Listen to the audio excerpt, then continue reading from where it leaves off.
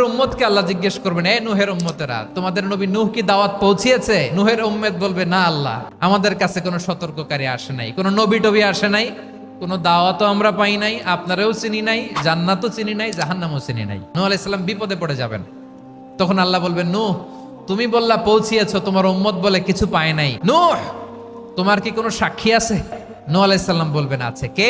উম্মতে মুহাম্মাদি। তখন আমরা বলবো, আল্লাহর নবী নূহ আলাইহিস সালাম তিনি আপনি যা যা বলেছেন ঠিক তা তার উম্মতের কাছে পৌঁছে দিয়েছে। এবার নূহের উম্মতের সাথে আমাদের ঝগড়া লাগবে। তারা বলবে, তোমরা আসছো আমাদের হাজার হাজার বছর পরে, তোমরা কি করে জানলা? তোমাদের সাক্ষী ধর্তব্য হবে না?